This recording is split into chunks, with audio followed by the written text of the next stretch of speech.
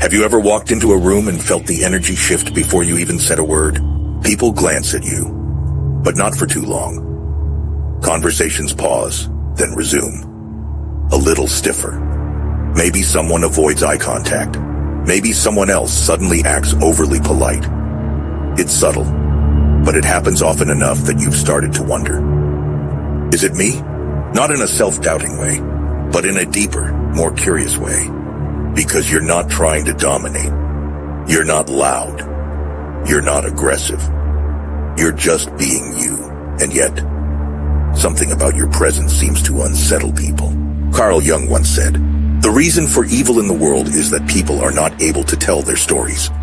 It's a strange quote, isn't it? But think about it. Most people walk around carrying untold stories, repressed truths, unexamined shadows. When you enter a space fully embodied, aware of who you are, not needing to hide, you become a walking contrast. A mirror, a spotlight, a wake-up call, and that kind of presence. It can feel intimidating, especially to those who haven't met their own depths yet. You don't even have to speak. Your posture, your stillness, your eyes, they communicate something that words can't. You carry the energy of someone who's seen the darkness and chosen to return with wisdom instead of fear. But here's the catch. You may not even realize you're doing this. You might just think you're quiet, or private, or observant, and yet people react to you like you're carrying a sword when all you're holding is the truth. So today, we're peeling back the layers. We're diving into the unexpected signs that you might be intimidating, without ever intending to be. Not because you're too much, but because you're more than what most people are used to. Let's get into the 9 surprising signs, through the lens of Carl Jung, that reveal you might be walking through life as a quiet force of transformation, and not even know it. 1. You have a strong sense of self. You don't just know who you are. You feel it in your bones. Your values, your vision, your voice, they're not up for debate. And that kind of self-possession, it's rare, and it can feel intimidating, even threatening, to people who haven't yet figured themselves out. Carl Jung once wrote, "The privilege of a lifetime is to become who you truly are." It sounds beautiful, but in practice, it's a lonely road. Because becoming who you truly are means peeling off layer after layer of social conditioning, letting go of roles you were expected to play, and often disappointing people who benefited from your self-doubt. Think about it. You're in a group conversation. Everyone is nodding, agreeing, laughing a little too hard at something surface level. You sit there quietly, not to be rude, but because the conversation feels off, forced. You're not here to perform. You're here to connect. That silence, that grounded stillness, it says more than words ever could. And people feel it. Or imagine you're at work. A team project veers off track. Everyone's looking for consensus, even if the idea is weak. But you speak up. You offer a different vision. Not because you want control, but because you care enough to offer something real. And suddenly the room goes quiet. You weren't rude. You weren't loud. You were clear. And clarity, when spoken by someone who knows who they are, can sound like thunder to uncertain ears. It's not arrogance, it's not superiority, it's presence. But presence makes people nervous, especially if they haven't found theirs yet. Jung's idea of individuation, the path to becoming whole, isn't just an internal journey. It changes how you move in the world. You no longer chase approval. You no longer shrink to fit. And that unshakable energy, that psychological solidity, sends a signal. I know who I am, but here's the paradox. The more whole you become, the more incomplete others may feel around you. And that's where the intimidation begins. 2, you're not easily impressed. You're not dazzled by surface, not by titles, not by trends, not even by charm. You look through things, and people feel it. To some, this comes across as judgmental or cold. But it's not that you're uninterested. It's that you're not easily seduced by the illusion of depth. You value substance over spectacle. And in a world obsessed with highlight reels, That can be deeply unsettling. Carl Jung said, "People will do anything, no matter how absurd, to avoid facing their own souls." That includes building entire personalities around image, around being liked, around appearing successful. But you're not buying it. You listen, you observe, but you're watching for the truth under the performance. And that can feel threatening to those who rely on being admired to feel valuable. Imagine this. You're introduced to someone highly respected in your industry. Everyone around you is glowing, flattering, clapping like trained seals. But you just offer a polite nod. You're respectful, sure, but unimpressed. And suddenly there's tension in the air. You didn't say anything wrong, but your lack of performative approval feels like rejection to someone who's used to applause. Or maybe a friend is bragging about a new expensive purchase, expecting admiration. But you ask, are you happy with it? Or are you trying to feel something you've been missing? Now they're fidgeting. They laugh it off. But deep down, they know you saw them. And that seeing, that cuts through the mask. You're not mean. You're not rude. You're just not playing the game. That's what makes you intimidating. Jung believed that those who see clearly have often walked through their own illusions first. You've likely unlearned the need to impress. And once you stop needing to be impressed, your energy becomes disarming, even disruptive. Because people don't know how to respond when their usual strategies, charm, flash, dominance, don't work on you. They start asking themselves, why doesn't this person admire me? What am I missing? And just like that, you've become the mirror again, reflecting not who they are, but who they pretend to be. You see, when you're not easily impressed, people can't predict how to win you over. And in social dynamics, predictability is power. Most people rely on certain cues to gauge their value. Laughter, compliments, flattery, eye contact. When those don't land with you, it creates a void. And that void makes people uncomfortable. They wonder, what do they think of me? Why aren't they reacting? Am I not enough? But it's not that you're cold. It's that you've trained yourself to see beneath the surface.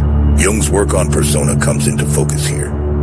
He believed that every individual wears a mask, the persona, constructed to meet the expectations of society. But the danger, he warned, is in identifying too strongly with it, in thinking the mask is the self. You've likely done the inner work of separating your persona from your true self. And once you've made that split, something strange happens. You can sense when others haven't. You can feel when someone's not really speaking from the soul, but from a rehearsed script, a curated identity, a brand. And the moment you don't buy in, the moment your eyes say, I see more than you're showing, the tension starts. Let's be real. Most people are used to receiving validation as currency. In the workplace, in dating, even in friendships. But you don't give out your attention like candy. When you speak, it's earned. When you listen, it's with intention. When you compliment someone, it means something. That rarity makes your presence powerful. And power is always misunderstood by those who don't have control over their own. Think of a dinner party. Someone is boasting. They're used to getting gasps and praise. You just raise an eyebrow and take another sip of your drink. You weren't trying to offend anyone, but suddenly they feel exposed. Why? Because your silence broke the spell. You didn't fall for the act, and that makes you unpredictable. Here's where it gets interesting. Some people might admire this quality in you. They'll feel challenged in a good way.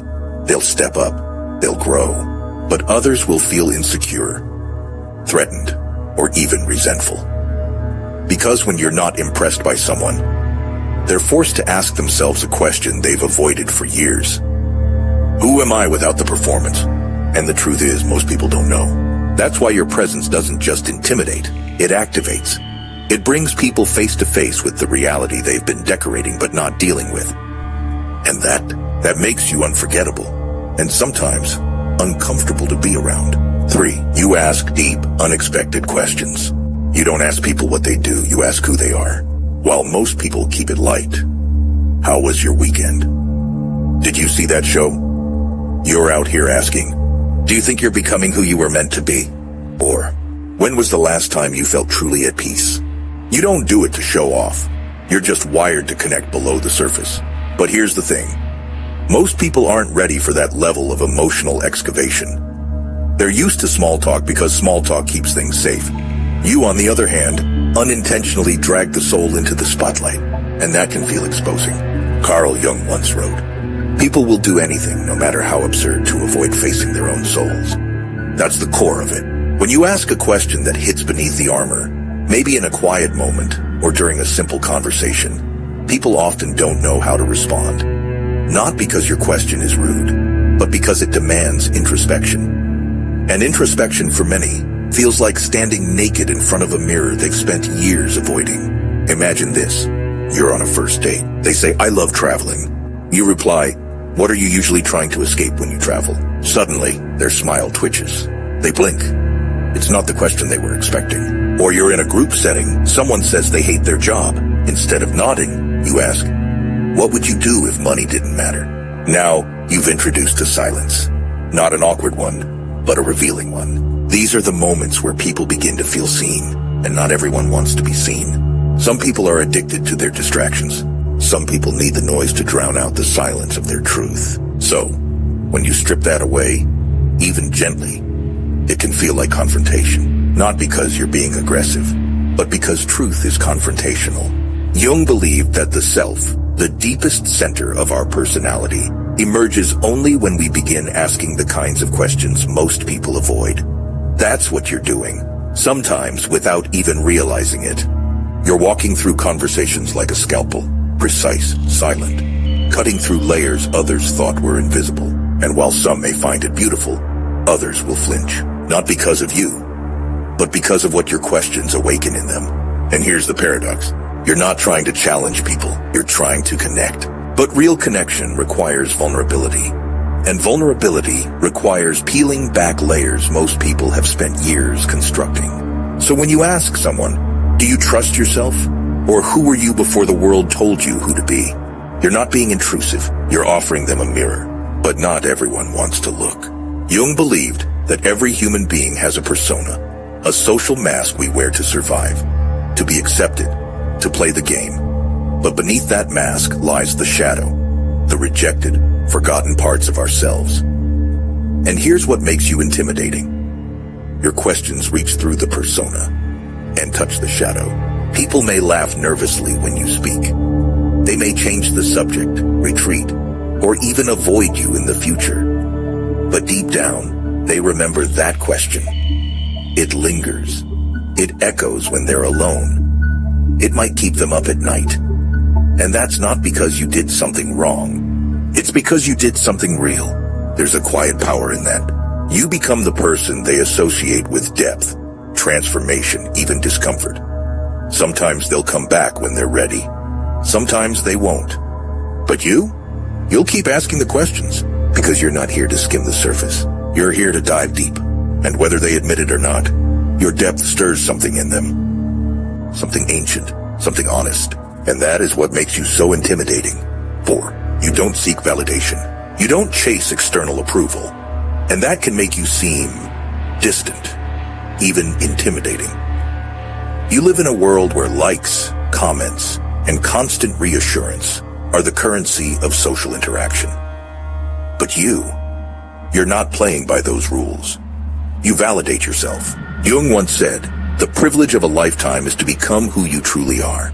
And this is the essence of why you don't need the validation of others.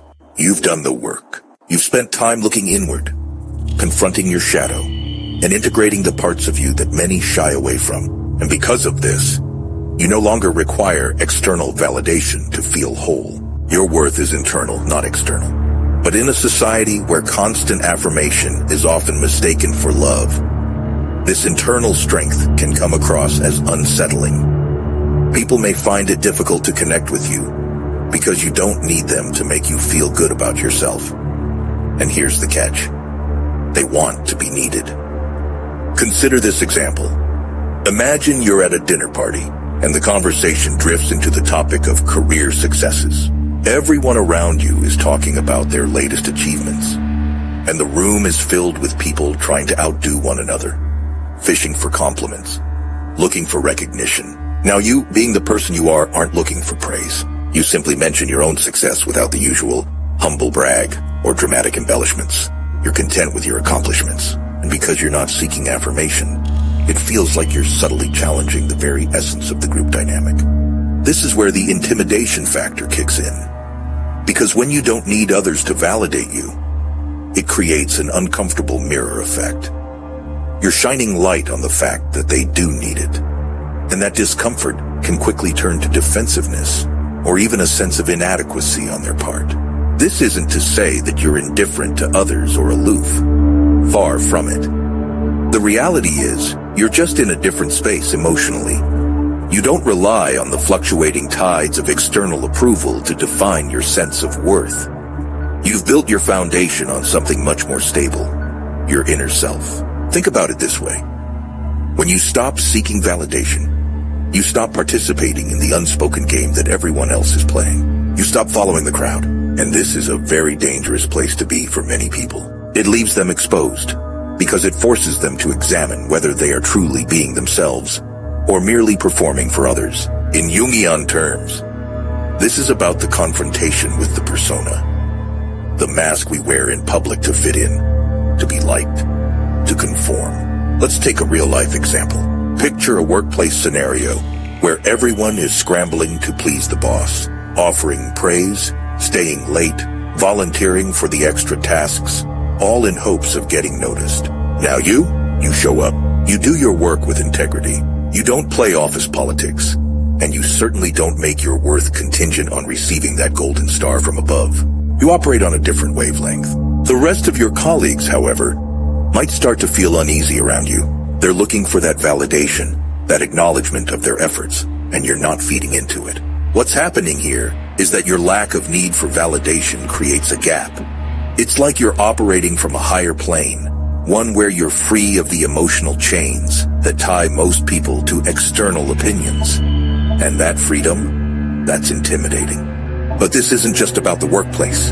Think about relationships. Ever been in a situation where someone gives you a compliment, but you don't feel the need to reciprocate it in a way that affirms their self-esteem? Or maybe you've noticed a tendency to give compliments without the expectation of receiving them in return. Your genuine self-assurance becomes a mirror to those around you, and it forces them to ask, am I truly okay with who I am, or am I just seeking approval from others? That kind of self-examination is uncomfortable. In the same vein, Jung suggests that true confidence doesn't require external validation. Instead, it stems from a deep connection to the inner self, a realization that you are enough simply as you are, without needing to prove anything to anyone. So when you step into a room and people notice you're not chasing applause, seeking approval, or trying to keep up with the emotional games of others, they might see you as too strong or too self-contained. But in reality, you've just unlocked something they are still struggling to attain. The quiet strength that comes from self-acceptance. And this strength, the kind that doesn't need to be validated externally, is what makes you not just resilient, but also intimidating. Because the more you become comfortable in your own skin, the more others are reminded of the discomfort they may feel in theirs. 5. You're extremely observant. You notice the smallest details, body language, the shift in someone's tone, or even the slight change in their energy when they walk into a room. You see what most people miss. While others are caught up in the noise, you're the one who's quietly piecing together the puzzle. To some, you might come off as intense or even unsettling. But in truth, you're just paying attention. Jung understood the power of awareness, but he also knew how it could intimidate others. He said, "We meet ourselves time and again in 1,000 disguises on the path of life." What he meant is that in every interaction, people wear masks, often without realizing it. And when you're hyper-aware, you can see right through those masks, revealing truths others might want to keep hidden. Imagine being at a dinner party. Everyone's engaged in casual conversation, laughing, discussing politics, or the latest movie. But you, without saying a word, notice that one person is laughing a little too hard, their posture a bit too rigid. Another person keeps glancing nervously at their phone. Someone else, who's usually the life of the party, is unusually quiet. retreating into themselves. Most people might brush this off as normal behavior. But you sense there's more happening under the surface. You catch the unspoken tension in the room, the subtle shifts in energy, the discomfort that others are too distracted to notice. And here's where it gets interesting, because while you might simply be processing these details, your awareness itself can be intimidating. Not in an overt way, but in a subtle, almost invisible way. When you're the person who catches the cracks in the facade, you've got power. You know things other people would rather keep hidden. For example, have you ever had a conversation with someone only to notice they were nervous or uncomfortable? Maybe they kept glancing at their watch, or their feet were pointed toward the door, indicating they wanted to leave. In those moments, you're not just hearing their words, but also reading their body language and emotional state. You're picking up on what they don't say as much as on what they do. In social settings, this often leads to what I call emotional transparency. People feel exposed around you because you notice things they've worked hard to conceal. If you've ever had someone awkwardly change the subject around you, or suddenly get defensive when you ask a simple question, that's because they sensed you were seeing through their defenses. Jung's quote reminds us that we are all wearing disguises in one way or another. It's not that people are trying to deceive others. They just don't realize the masks they put on to navigate the world. When you become aware of those masks, others feel vulnerable, even though you're not actively calling them out. It's as though you've pulled back the curtain, revealing what's really going on. Let's say you're at work, and you notice a colleague who's usually engaged and chatty has suddenly withdrawn. Their posture's slouched, their answers are clipped, and they're avoiding eye contact. You don't need them to confess they're struggling, because you already know. Whether it's stress, sadness, or an unspoken conflict, the signs are all there. Now, this might seem like a superpower, but it's also a burden. People may pull back from you because they can't hide from your gaze. They might feel judged, even if you don't say anything. And that's where things get tricky. You're not trying to make people uncomfortable, but your perception brings their inner world to the surface. And that's hard to navigate, especially for people who aren't as self-aware. And the truth is, your heightened awareness of others' emotional states can make them feel like they're being seen in a way they're not ready for. Jung called this the mirror effect. When you reflect something back to someone that they are either unaware of or unwilling to confront, it's both revealing and unsettling. You're not just another person in the room. You're the one holding up a mirror to their unconscious. That's why often, your presence alone can shift the atmosphere in a room. People start adjusting their behavior subconsciously because they know on some level that they can't hide. This isn't a conscious act on your part. It's simply the power of being aware. And it's a skill that many people never develop, which is why it can come across as intimidating. 6. You set boundaries without guilt. You've mastered the art of saying no. You can turn down requests, set limits, and walk away from draining situations without feeling an ounce of guilt. And while that might sound like a simple skill, it's actually one that makes people uncomfortable. Setting boundaries, especially without the apologetic dance that many people engage in, is an act of self-respect. But here's the thing, most people aren't used to seeing it. We live in a world that constantly demands more from us. More time, more energy, more attention. And when you refuse to comply, others can feel like you're rejecting not just their request, but them. Carl Jung said, "The privilege of a lifetime is to become who you truly are." But what's often overlooked is that becoming who you truly are often requires saying no to what isn't aligned with your truth. Whether that's a toxic relationship, an overbearing job, or a social obligation that drains your energy. The power of no is deeply tied to self-acceptance. And when you refuse to bend to every external demand, you create the space to focus on what truly matters to you. Let's bring this into real life. Think about a situation where you're at work. Your boss gives you yet another project, on top of the ones you're already juggling. In a typical scenario, many people would say, "Sure, I'll do it," even though they're already overwhelmed. But when you know your worth and have a solid sense of your limits, you'll calmly respond, "I'm at capacity right now. Can we prioritize this or push some deadlines back?" And that, it can feel like a punch in the gut to someone who's used to people saying yes to everything. But here's the kicker. When you set boundaries like this, you're teaching others that your time and energy aren't infinite. And the more you do it, the less likely people will take you for granted. Now here's where Jung's deeper wisdom comes in. He believed that one of the biggest challenges in life is integrating the parts of ourselves that we've repressed. The parts that are uncomfortable, dark, or inconvenient. In this case, the ability to say no often comes from a confrontation with our own inner fears. Fear of rejection, fear of disappointing others, or even fear of being seen as selfish. Jung said, "The most terrifying thing is to accept oneself completely. And when you start saying no without hesitation or guilt, you're confronting the fear that says, if I set a boundary, people won't like me." What people often miss, though, is that when you stop apologizing for your boundaries, you stop apologizing for yourself. And in the end, it's not just about protecting your time. It's about honoring your own soul. Think about a social situation. Maybe you've got a friend who's always in need of emotional support, constantly calling you in the middle of the night, venting about their drama. For a long time, you've been the good friend, answering the phone, offering advice, listening patiently. But inside, you're exhausted. You can feel your own energy slipping away. Now, instead of automatically picking up the phone, you decide to set a clear boundary. You send a message, "I'm really drained tonight. Can we talk tomorrow?" Simple, direct, and yet the response you get might be one of surprise or even resentment, because in their mind, you've changed. You've become harder to reach. You're not as accommodating. But the truth, you're just choosing to honor yourself more. Jung would point out that in doing this, you're integrating your shadow, the unconscious aspects of yourself that are often afraid to assert your needs.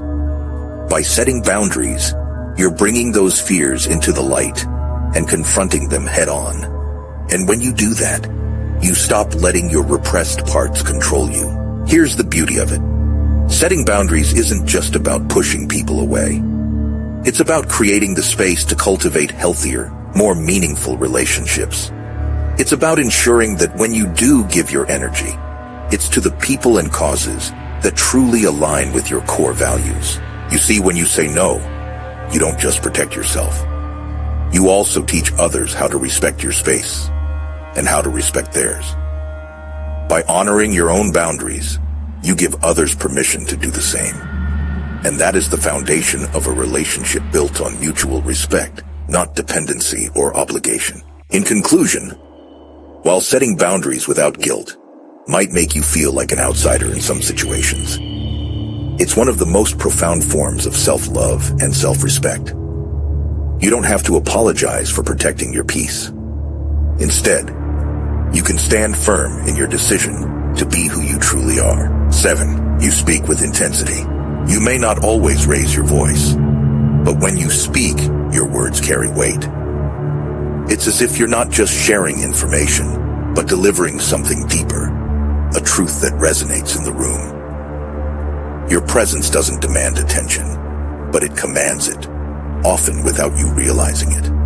Jung observed that the way we communicate is deeply connected to our inner world, our unconscious thoughts, desires, and unresolved conflicts. When we speak with intensity, we're often channeling a deeper part of ourselves that others pick up on, whether consciously or not. It's a form of psychic energy transmitted through words. But this intensity isn't about force or aggression. It's the clarity of your message, the certainty in your tone, the way your voice creates an almost tangible presence. People around you can't help but feel it. It's magnetic. But it's also intimidating to those who aren't comfortable with their own depth, or who haven't yet learned to communicate with that same level of authenticity. Let me give you an example from real life. Think about moments in a conversation where you felt the energy in the room shift. Maybe you were having a discussion with friends, and you said something that was more than just a casual comment. It was an insight, something that struck at the heart of the situation. You may have felt that shift yourself, but others did too. Their body language might change. Their expressions might tense up. or they might seem taken aback. Perhaps they even try to divert the conversation, shift focus, or avoid the topic altogether. This is the kind of intensity we're talking about. It's not always comfortable, and it doesn't necessarily mean you're saying something controversial. It could be something as simple as offering an honest perspective that forces people to confront their own discomfort. Jung once said, "The pendulum of the mind oscillates between sense and nonsense, not between right and wrong." This highlights how truth, when spoken with intensity, doesn't always fit into the boxes people want to place it in. Truth, in its rawest form, often doesn't conform to social norms. It disrupts, it challenges, it forces people to consider that things might not be as simple as they thought. Let's say you're in a workplace setting, and the team is discussing a project. Everyone is giving surface-level answers, agreeing with one another, avoiding any real depth. Then you step in with an observation or question that cuts through the noise. Maybe you bring up a concern about the direction the project is heading in, or ask a question no one's thought to ask. The room quiets for a moment and you can feel the weight of your words. Everyone is forced to think, and suddenly, the dynamic shifts. You didn't shout, you didn't demand attention, you just spoke with purpose. This is exactly the type of intensity Jung was referring to when he discussed the importance of embracing the unconscious, those parts of ourselves that are often hidden, but hold immense power when we express them. In everyday life, this intensity could also come up in personal relationships. Have you ever had a conversation with a loved one where you suddenly felt like you were speaking more deeply than you intended? Maybe you started talking about your childhood, your fears, or a dream you had for the future, and the other person got quiet, or even uncomfortable. You didn't mean to make them uncomfortable. You were just being real. But in that moment, your honesty hit them in a place they weren't prepared to go. It's a powerful reminder that your intensity doesn't have to be loud to be effective. It's not about volume, it's about depth. It's about saying the thing that's not being said, voicing the truth that lingers in the background of every conversation. It's this kind of intensity that can be intimidating because it forces people to confront their own truths, whether they're ready or not. When you speak with this kind of presence, you embody something more than words. You become a vessel for that deeper wisdom. And while it can intimidate, it also opens up space for those around you to grow, even if they resist it at first. This is where the tension lies. You can choose to hold back your intensity to make others comfortable, or you can let it flow and allow it to challenge, provoke, and perhaps even help others grow.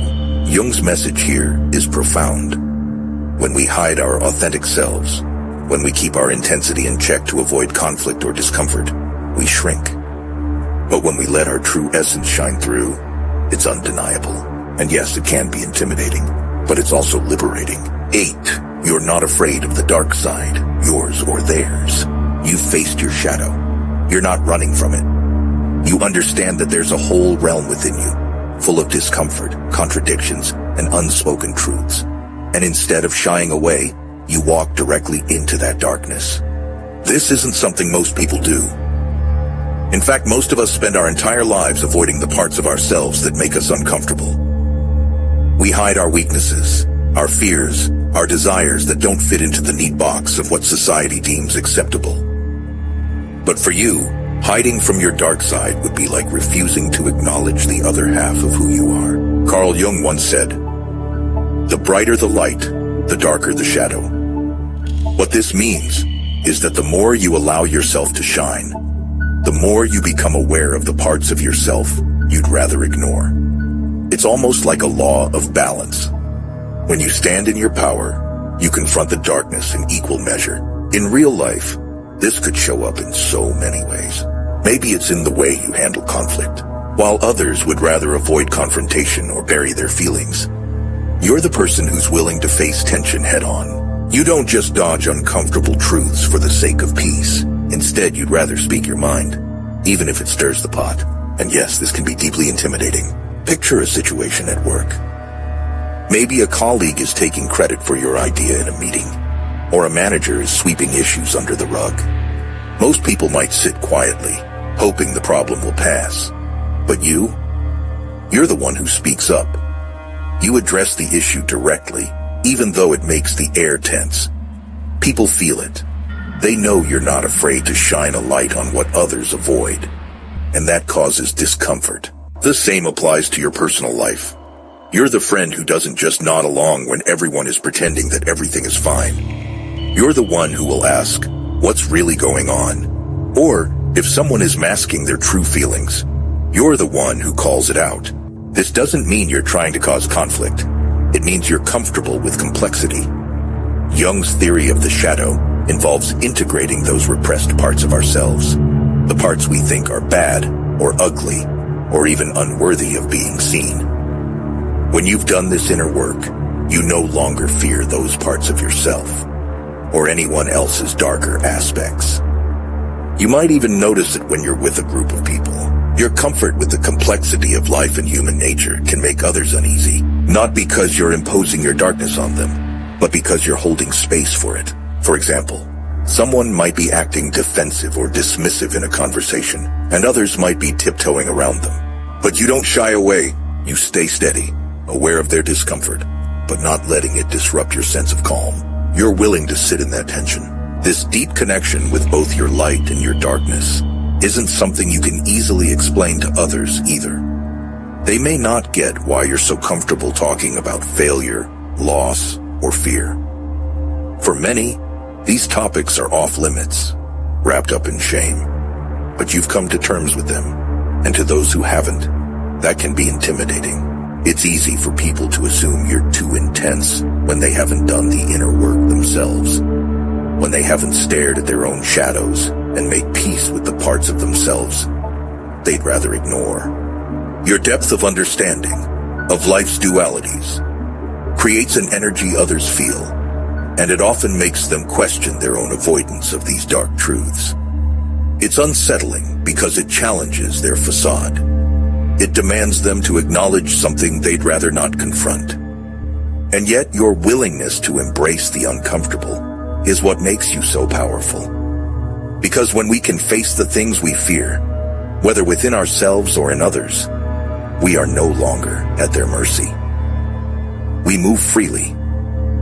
You move freely. This deeper understanding of the shadow allows you to not only accept your own darkness, but also to navigate the complexities of human nature with a level of empathy that others can't quite understand. You recognize that people who act out, who lash out, or who retreat are often struggling with parts of themselves they haven't made peace with. You can see that, and while you don't necessarily condone harmful behaviors, you don't judge them. You understand that everyone's darkness is just as real as their light. In a world that avoids conflict, avoids vulnerability, and avoids what doesn't fit the social norm, your ability to stand in the tension is a quiet force that others can feel, even if they don't know how to process it. By embracing both the light and dark within, you've unlocked a rare form of peace. Not perfection, but wholeness. And people can sense that, even if they can't fully comprehend it. Does this hit close to home? Have you noticed how others react to your ability to sit with discomfort and complexity? It's powerful, isn't it? And at the same time, it can be unsettling for those who are still trying to run from their own shadows. That you make people question themselves. This one is subtle, but incredibly powerful. It's not about what you say or do, but rather the effect you have on others just by being yourself. You might notice that when you're around, people become introspective. They seem to start reflecting on their own life choices, questioning their beliefs, or even feeling uncomfortable with their own decisions. It's as if your presence alone stirs up a deep subconscious reckoning within them. Now, Carl Jung, in his writing, speaks to this phenomenon. He once said, "Everything that irritates us about others can lead us to an understanding of ourselves." What does this mean? It means that when others feel challenged by your energy, it isn't necessarily a reflection of something wrong with you. It's a mirror showing them something they're still not ready to face in themselves. Let me give you a real-life example. Imagine you're at a dinner party, surrounded by a group of people you don't know very well. You've been sitting quietly, listening more than speaking, but every so often you share a thought, an insight, or ask a question that seems to disrupt the flow. Maybe you ask about someone's dreams, or their deeper life purpose, or you casually mention something about your own journey towards self-awareness. At first, the conversation goes silent. Eyes shift uncomfortably. One person may laugh awkwardly, another quickly changes the topic, and a third might even leave the table to get a drink. What you don't know is that your question, your presence, has caused a ripple deep within them. They've been so caught up in the mundane, in their own daily routines, or their facades of having it all together, that your words or your energy acted like a mirror, reflecting back the parts of themselves they've been ignoring, the ones they're not ready to face. And rather than dealing with it, they shift away. Jungian psychology calls this projection, where people see aspects of themselves reflected in someone else, often unconsciously. It's a defense mechanism. When someone feels triggered by you, it's often not about you. It's about something within them that they're refusing to acknowledge. They're projecting their own inner conflicts onto you. Another example. You've probably encountered someone who, no matter what you do, seems to regard you with suspicion or defensiveness. You haven't done anything to provoke them, yet their reaction feels exaggerated. It's not your personality. It's not your words. It's the energy you exude that forces them to confront parts of themselves that they've long buried. Maybe you're self-assured. Maybe you live unapologetically. Maybe you don't buy into their small talk, and it pushes them to consider why they're not doing the same. This is where Jung's idea of the shadow comes into play. The shadow represents the unconscious parts of ourselves we try to deny or hide. Often we project those denied aspects onto others, or feel threatened when they're exposed. When you show up as your authentic self, with all your confidence and unfiltered truth, it forces others to reckon with their own shadows. It makes them question, why don't I feel as comfortable in my own skin as this person does? Why do I find myself so defensive? But here's the thing. While this may feel uncomfortable, it's not a bad thing. You're not forcing anyone to confront their shadows to harm them. You're giving them an opportunity for growth. People often avoid their internal work because it's easier to stay in denial. But just by being you, by living authentically, you act as a catalyst for their self-discovery. You don't need to lecture or advise. You don't need to do anything at all. The very fact that you exist with that sense of self-awareness triggers reflection in them. You're not there to make them uncomfortable on purpose, but because you've integrated your own shadows, the parts of you that were once denied, you've become a walking mirror for others. And this can be jarring. Carl Jung also remarked, your visions will become clear only when you can look into your own heart. Who looks outside, dreams.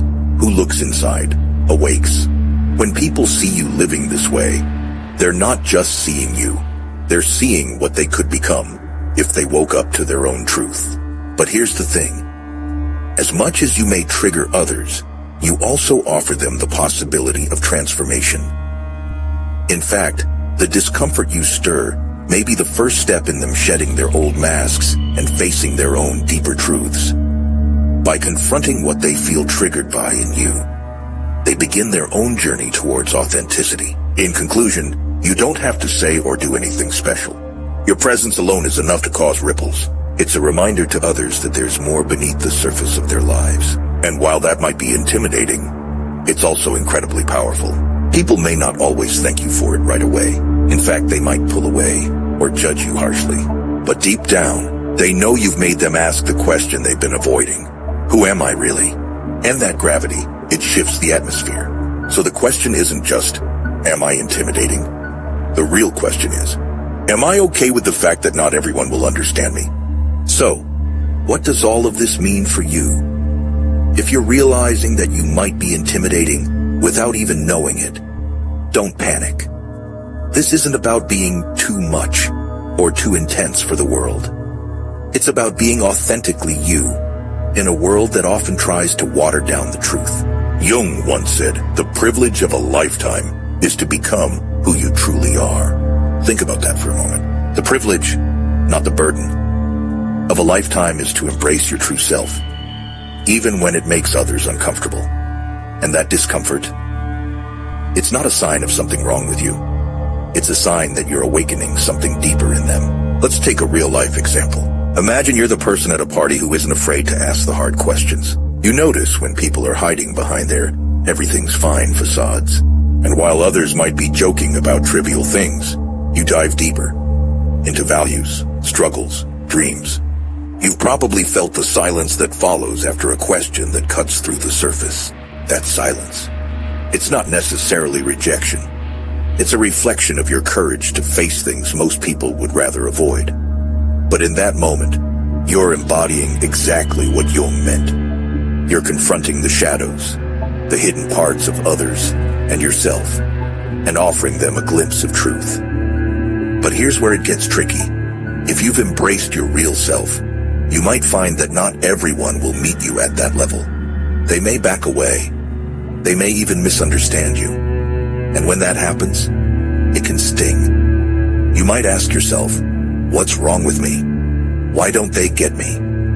But the truth is, that kind of discomfort isn't about you. It's about them. It's about their own limitations in seeing themselves fully. So while your intensity might be intimidating, it's actually a powerful mirror for them. You may be the catalyst for their own inner work without even realizing it.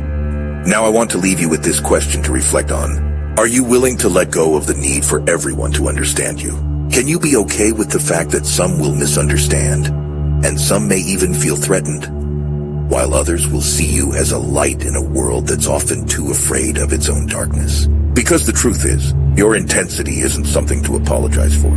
It's something to embrace. If this resonates with you, if you're ready to dive deeper into understanding your own psychological power and managing that balance of intensity without losing yourself, make sure you hit that subscribe button, because in the next video, we're going to explore how to manage your power in a world that's often uncomfortable with authenticity.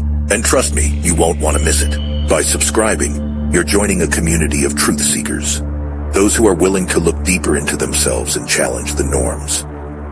So hit subscribe and turn on notifications, because this journey into the self is just beginning, and there's much more to uncover. Remember this, your journey towards becoming who you truly are may be a lonely one at times, but it's also the most rewarding. So, let's walk it together. See you in the next video.